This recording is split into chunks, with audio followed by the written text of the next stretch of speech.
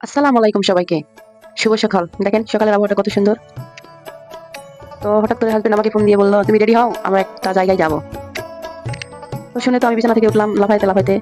তারপরে উঠে রেডি হলাম। রেডি হওয়ার পর হাসবেন্ড আসলো এবং আমাদের নিয়ে